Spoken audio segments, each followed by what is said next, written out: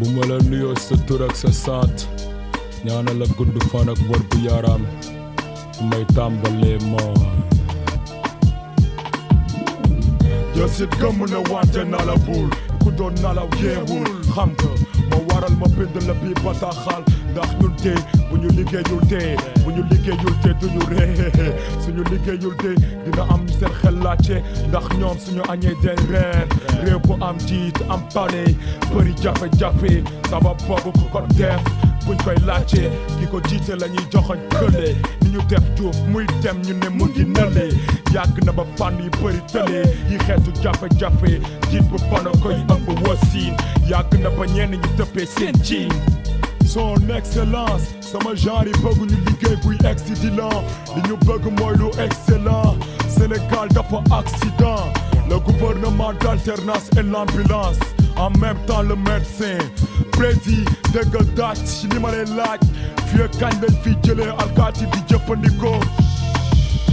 alkaati di toon di dóor di tafuwaate nga wax ñu embarqué ak ñi nga xam ne laaj d'identité manqué nañ ci mag respect di nga fay duñ lutul bind naa luy dindi fi korip warul nekk ci man gént bi ci tali bi bokk na ci gën a fësati alkaati beeg chauffeur yi sooy dewoo kayit ñu lay kayit loo ñàkk yitte ci li nga yitte boo ay weer balaa nga jot sa passeport da nga bëgg bu gaaw joxe xaalis de ci gaaw police paya da ngay fanaan ngir déposer say dossier corruption nekk port ba aéroport kañ la fiy jóge jëlee fi bureaucrate yi port fort di gondi seen secrétaire ci jaaxaan alors def seen bureau la du doxaar secrétaire yi fàtte seen mission tuwaaletu ak déglu émission la ñuy xëyee ne député vote loi contre la dépigmentation président sàqalal pexe naar yi jiite société ak discrimination kañ la ñuy fësal barke bi ci ñàng Sénégal yëpp nekk daara yi jàngul jàng boo yëpp jàngi réew bu dundam dàgg lugal xam-xam ak gàttan moo koy dundal pas de caaxaan député waratul nalaw ministre yi ci ngeen yii bi bataaxal du bu may posté bépp rajo buy émettre ba pare dina ko fa yeggale soo aaye dang ñuy wan ni nga aaye ku jiite ak majorité firndelul xoola balam di faye li koy firndeel Juuf ni balam faye ma bëtu amul woon sax fu mu nëbbatu son excellence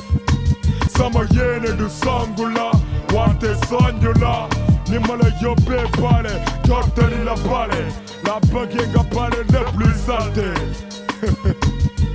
li ñu fi moo la fii bu ñu fiul woote doo fii lu tax nga ne fii ñoo fii li ñu fi moo la fii bu ñu fiul woote doo fii lu tax nga ne fii ñoo fii ku ñu fajal suñu soxla moo tax yow waat ñu fal la nit ki pas-pas a ngi ci moom keroog ba mu juddoo yàlla defal nañu ko ngir wàññi suñuy coono let me gis fi ngay aagee mooy fiñ la tarbiya lii sama kàddu la melokaanu réew ca njiit ña la président yaa sa gaañi def leen ngir lu tax ñu fal leen fii ëllëg yi jafe-jafe ñu xaqataay di nettali niñ ci génnee réew tugal li leen di yéem fànn bi jéggi dayo gaal seen lum ci jéem lu waay di jéem te mënu ci deem seetaan may njëkk sonn liggéey tey suba noppalaku liggéey suñuy doom bu ñu dundul yi coono ñu mën ci ndamoo président sa conseiller tey mu ngi tudd LAS. Un bon président doit être en harmonie avec son peuple. Donc il lui faut trois attitudes ayant la même signification. Devant le peuple, au milieu du peuple, derrière le peuple. Devant le peuple. Prévoir l'avenir, sentir les aspirations du peuple. Au milieu du peuple. Partager ses souffrances, ses difficultés, avoir la sensibilité populaire. Derrière le peuple. Laisser la jouissance des biens acquis par la lutte collective, par le peuple. N'accaparer quoi que ce soit du fruit de l'œuvre populaire. bu yàlla defee ñu fekkee dinañ xam ne ko bokk ci gétt gi naan ci meew mi. L'harmonie doit exister entre le contenant et le contenu. Nka kuma la fooye teen yi nax su bëggee rëcc na bëri baax.